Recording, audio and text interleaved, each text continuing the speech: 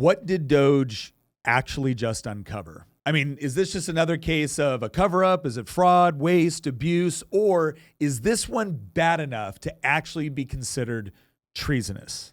Well, like always, we decided to begin our research starting at Ground News, where we found an article titled, "Musk Sounds Alarm on Surge of Social Security Numbers for Non-Citizens." Now, as you can see, this particular story is being covered heavily by both the left and the right, but with less attention from news sites listed as center, which we found somewhat interesting.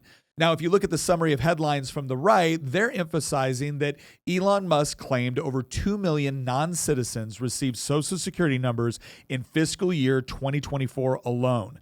Go over to the left, and they focused on Musk and Antonio Gracias suggesting that the rise indicated potential waste and failing to clarify that these were legal immigrants, not illegal, which again is also interesting. So if, like us, you are somewhat frustrated with the way that typical search engines curate the news where you only tend to get one perspective, go over to ground.news/Doge and check out all of the different features they provide. In fact, if you go over there right now to ground.news/Doge, you can get 40% off the Vantage plan, which will give you access to all of the features you need to keep track of everything that is going on, both with Doge and beyond. Now, back to the story.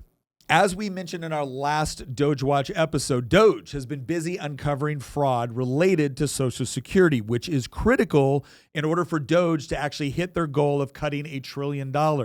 This is because Social Security, according to conservative estimates, loses anywhere between 10 to 15 billion a year due to fraud, waste, abuse, and just errors, much of it remaining completely unrecovered. That's why it came as such a shock when at a rally in Wisconsin, DOGE analyst Antonio Gracias said the following: "We started at the top of the system, mapping the whole system of Social Security in order to understand where all the fraud was." Then he turns his attention to a chart behind him and says, "But this is what jumped out at us.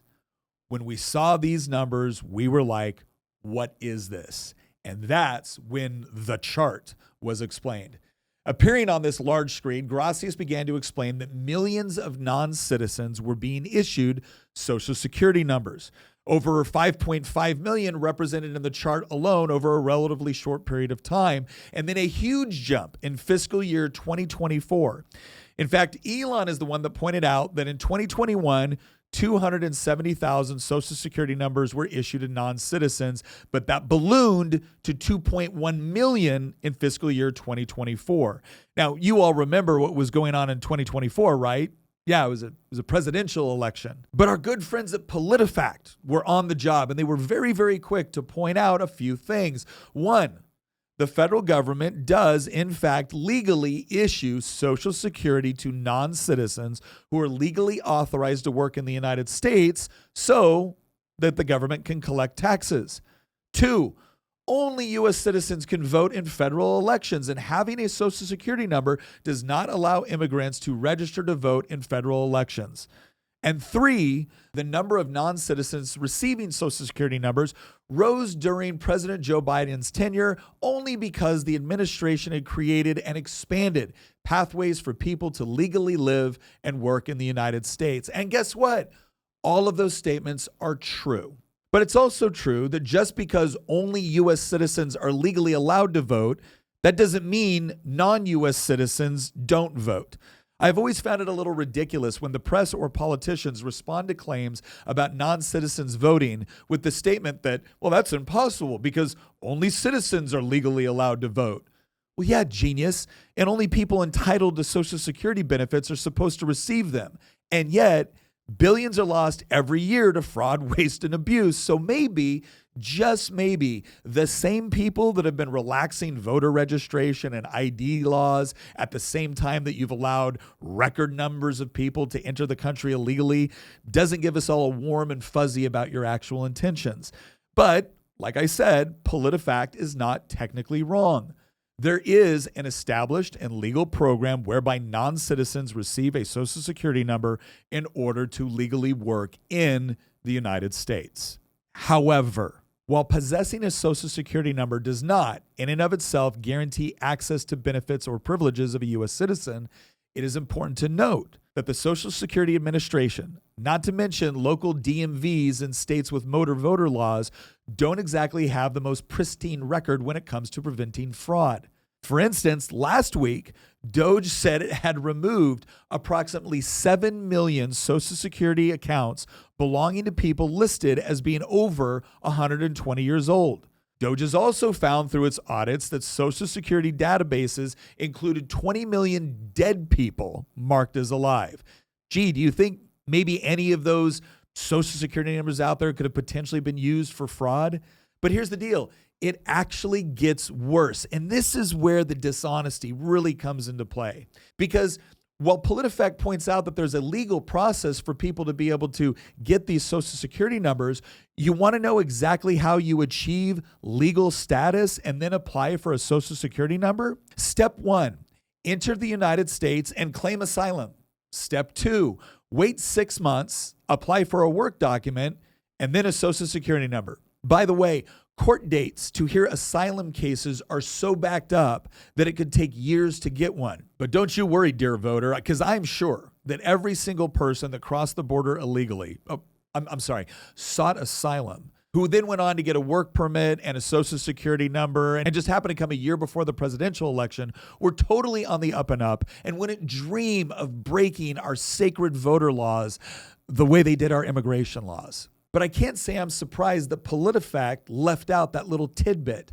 And that probably shouldn't surprise us because in PolitiFact's opinion, this was all perfectly reasonable. Because, again, according to PolitiFact, the number of new non-citizens receiving the Social Security numbers was only because Joe Biden had deliberately created and expanded pathways for people to legally live and work in the United States. He sure did. But you know what? Let's be honest. On some of these points, PolitiFact is technically correct. There is, in fact, a legal process whereby a non-citizen can get access to a Social Security number for the purpose of paying taxes. If you cross the border illegally, then claim asylum and receive a court date, you are now technically in the country legally and can therefore apply for it. It is, in fact, true, as PolitiFact pointed out, that only U.S. citizens are legally permitted to vote in presidential elections. So see, what a reputable news site, because all of their claims in this particular fact check were in fact true. It's just also true that most Americans had no real idea about what was actually going on at the southern border. They had no idea what the legal process for entering the country and claiming asylum actually looked like, or how easy it was for someone who had crossed the border illegally to now get work permits and a Social Security number, or how much easier it is to commit voter fraud in states where politicians have systemically weakened voter integrity procedures just in time for the Biden administration to set all-time records for people coming into the country illegally. Seeking asylum. Now look, I am intellectually honest enough to admit that this chart doesn't prove what may have been implied and what others have assumed. But to suggest that this is no big deal amidst the ever-mounting evidence that DOGE has uncovered of federal bureaucracy engaging in behavior ranging from the horribly wasteful to the deliberately ideological is absurd to say the least. So let's answer the question. Is this treason?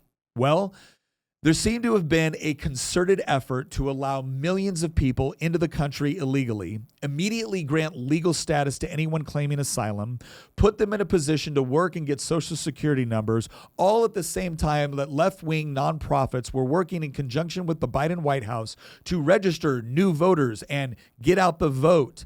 All while blue states were eliminating voter ID laws, refusing to purge voter rolls, and not exactly investigating likely voter fraud. Did I miss anything? Now, would all of that be enough to convict anyone of treason in a court of law? No. But it should be plenty to convict people in the court of public opinion.